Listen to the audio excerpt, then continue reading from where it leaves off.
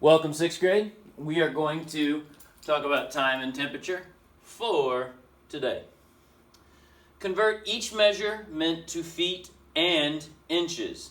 So, 95 inches, how many feet and inches is that? Well, we know in 1 foot is 12 inches, so that's saying inches to feet, big to small. That means divide. Divide by 12. 95 divided by 12 is 8 and 11 inches. Excuse me, 7 and 11 inches. Because 7 times 12 is 84. You have 11 inches left over. 128 is 10 and 8 inches. All right, convert each measure to meters. Centimeters to meters, there are 100 centimeters in 1 meter. We're going something small to something big, so we divide by that 100, since there are 100 of these. Start at the decimal. 1, 2, 4.06.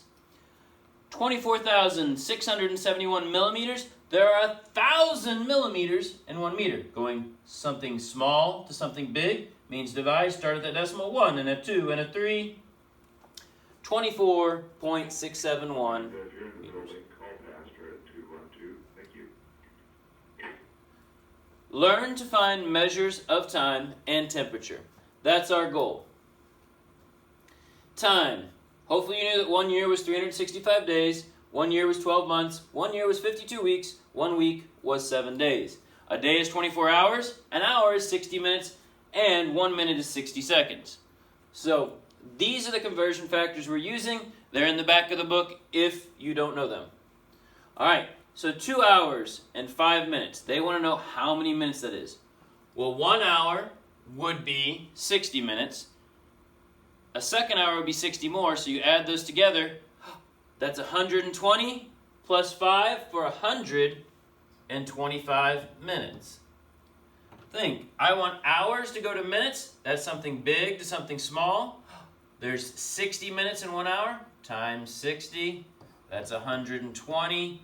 I have to add that to 5. I get 125. Usually hours to minutes we do all right with. Okay, so 2 times 60, like we did, 125 minutes by adding that 5 minutes back in. So now we have 195 minutes to hours. So if there are 60 minutes in 1 hour, we're going from something small minute to something bigger hour. We divide. So 195 divided by 60, okay? That won't go there, so we're going to try it twice, 3 times. 180. Now, that's 3 hours. And we look at this number down here. This was measured in minutes. So if we look at that, that's 3 hours, and there are 15 minutes left. Because there were 3 full hours that fit into there, and then there were 15 minutes left over. That's how I like to think about it. Let's see how they show you. They do the crossing out. They're literally doing the same thing I am. Do you see how the minutes cross out? Oh, 195 times 1 there, 60 times 1. Hey, 195 over 60, that means division. Oh, didn't we divide? We do the division, and that gives us 3 hours and 1/4 of an hour. If you put 3 hours and 15 minutes is 1/4 of an hour. This answer will be okay. This answer will be okay. With mine, do you remember, you can look at that bottom number and see how many minutes were left.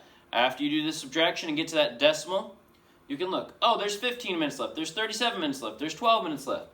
And you have that right away. You've got to turn it into a fraction. I am fine if you leave it as hours and minutes when you do the homework. I will put it both ways. Now, convert 3 hours to seconds. Oh. Well, there's 3 hours. And I know if I take that times 60, that turns it into 180 minutes. Because there's 60 minutes in an hour. But they didn't want minutes, they wanted seconds. So how many seconds are there in an hour? Oh, yeah. There's 60. So if I take the 60 times that, 0. All right, then I got 0. That's 8, 4. Wow. 10,800 seconds in 3 hours. We have, feathers. We have our hours using that converter turned into minutes. We have our minutes, 60 of them turned into seconds. And we have our answer. They're going to do the same thing, but in a linear fashion, or a line. Okay?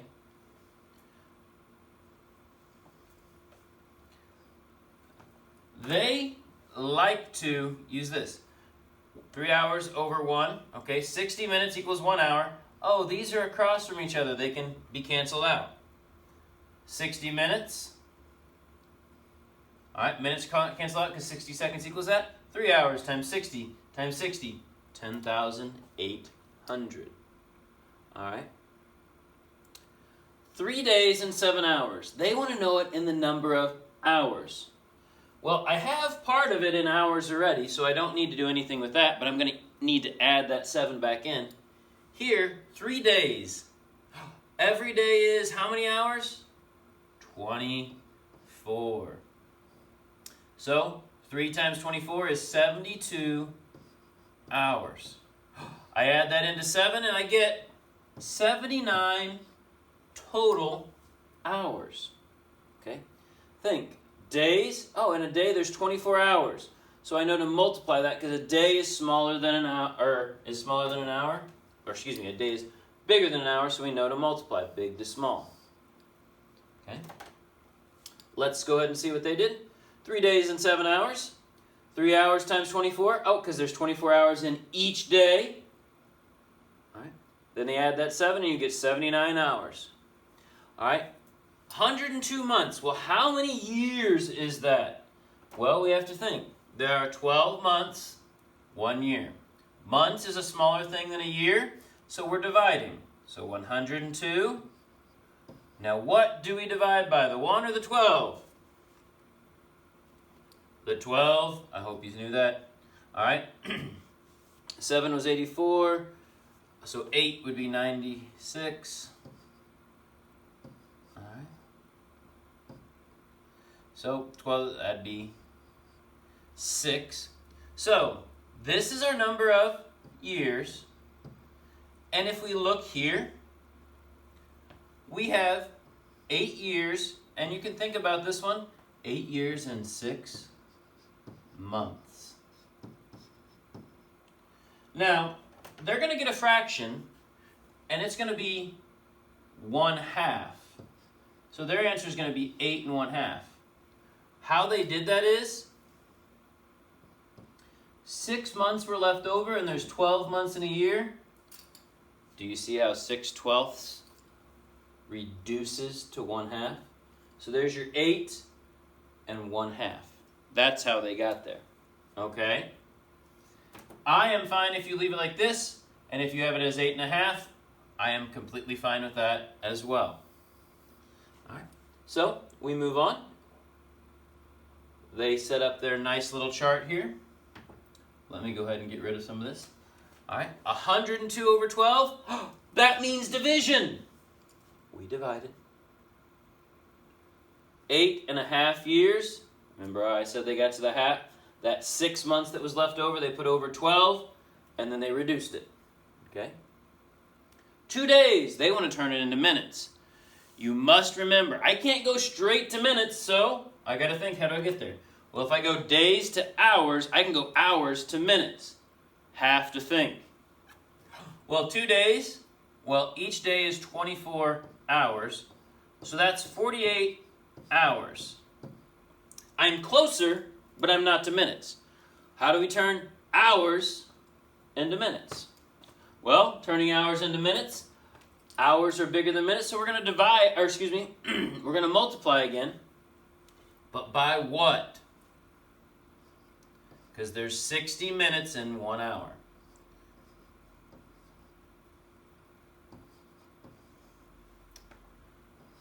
2,880 minutes in 2 days.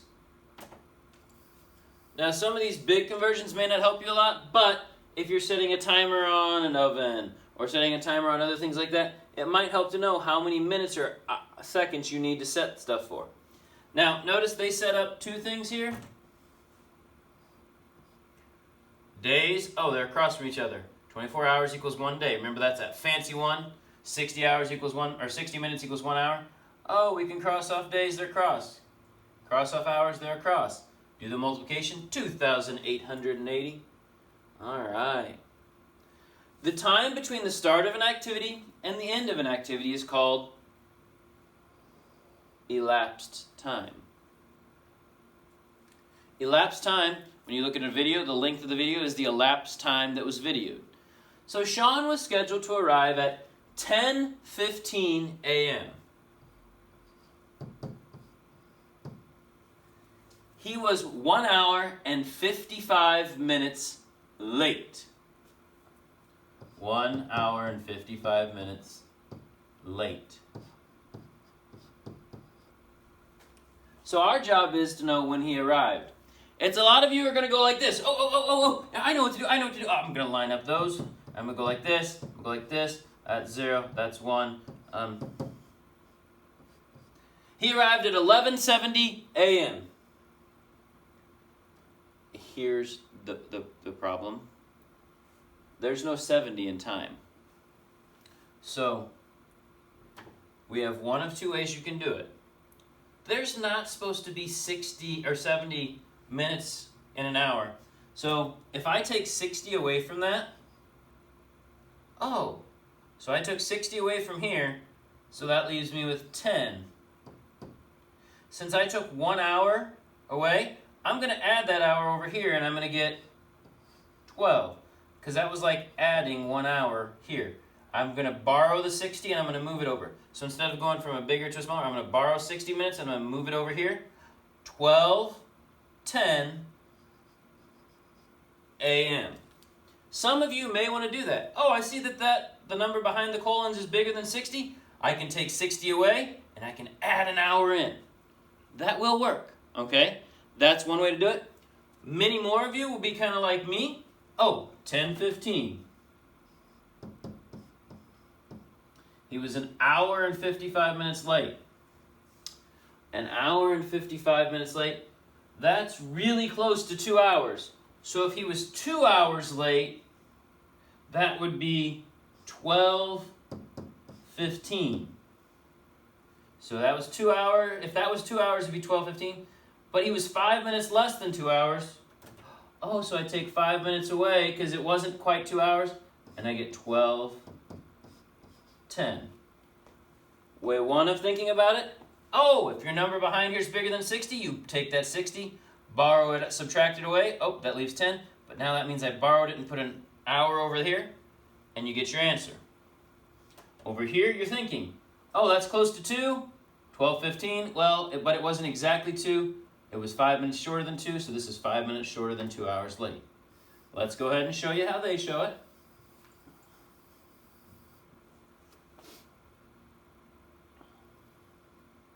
(12:10 p.m.) All right, 10:15 and 55 minutes. That would make it 12:10. All right. So now Ty met his friends at 1:35 p.m. He traveled for 2 hours and 45 minutes. At what time did Ty begin his trip? So he traveled for 2 hours and 45 minutes. That was the travel time. So did he start before 1:35 or after 1:35? He started before to get there. So what you're going to want to think about is you're going to count backwards. For the 2 hours, all right, that would be 12:35, 11:35. That is the 2 hours that we went down, right? 2 hours to 11:35. Now, 45 minutes, we've got to go backwards for 45 minutes. Well, if we go backwards 45 minutes, that'll get us to the 1 o'clock. But then, don't I need to go 10 minutes past there? So not 1 o'clock, but 12:10. Oh. Or 10:50 here. I'm going to try to do that in a little bit better way right now, because that was kind of confusing. Okay? Let's focus on our minutes first. He left before. So if I take 45 minutes away, I get down to 0 and I have 10 left. So I have to take from that new hour. So taking the 45 minutes off gets me to 12:50. And I've taken care of the minutes. Yes, they're gone. I went back to 1 o'clock and then I went 10 minutes more, so back to 12:50. Now I focus on the 2 hours. All right, 11:50, 10:50 is the time that he left. You have to count them back. I would do the minutes first. This way is probably going to help you be a lot more successful. I hope. We're going to see your logic abilities today. All right? They just get you directly to the answer. I tried to break it down. Let's go again. Trent's ferry was scheduled to arrive at 9:45. He was an hour and 15 minutes late. When did he arrive? So, 9:45. He was 1 hour and 15 minutes late. So, did he arrive before or after?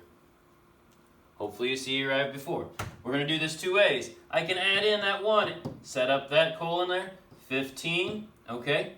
That'd be, okay, so that's 60.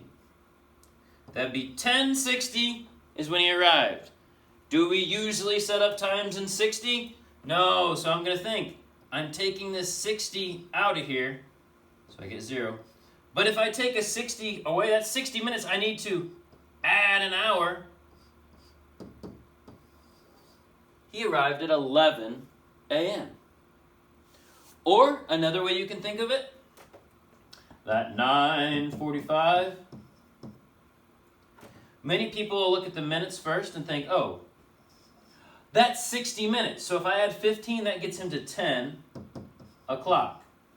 Then if I add 1 more hour, that gets him to 11 o'clock.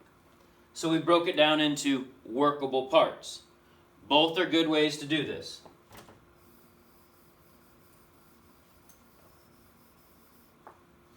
Let's show you what they show you. They show you 11. All right. Franco's train arrived at 4:55 p.m. It got here at 4:55. He had traveled for 3 hours and 15 minutes. So the 3:15 was travel time. Okay? So that 3:15 was travel time. With the 3:15, did he leave before 4:40 or 4:55 or after? If he got here at that time, he had to leave before. So, with this one, we can think and we can go backwards. Okay? So, I think about my minutes first. Okay?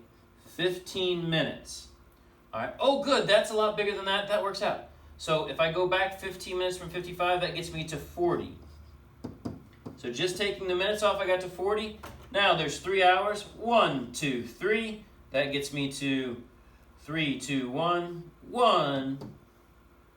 40 is the time that he left. All right. Counting that back. Now, in that one, you might see that, yes, I can subtract both, and that'll work, but it won't in all. That's why I'm trying to show you the counting backwards. All right? And they come up with your 140. Okay? Celsius and Fahrenheit, the last thing we're dealing with for today. Our scales used to measure temperature. You can use these formulas to convert temperature.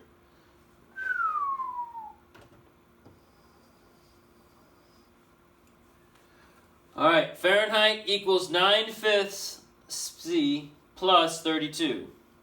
Celsius equals 5/9 times F minus 32. So these are pretty complicated. They are on your pages for Chapter 9, Lesson 5. They're right here now if you need to take a screenshot. So, 40 degrees Celsius is about. Use the formula. So, notice, 9/5 times C plus 32. We're going from Celsius to Fahrenheit. That means we want the Fahrenheit all by itself, okay? Because that's what we're trying to solve. Now, in the next step, we're going to put in for 40, okay? Round 9/5 to 2, because they did say about, and, 10/5 would be 2. So they're going to change this to 2, because it says round, and they're changing 32 to 30, because it says round. All right? Use the order of operations. So, we put them in. That 2 comes here, that 30 comes there. You have to multiply first, so that would be 80 plus 30. Then you add, and you're going to get 110 degrees Fahrenheit. The only reason I really learned these because Netflix has all those animal shows, and they always say everything in Celsius, so I wanted to figure out what temperatures that was and what I'm used to. Okay? All right?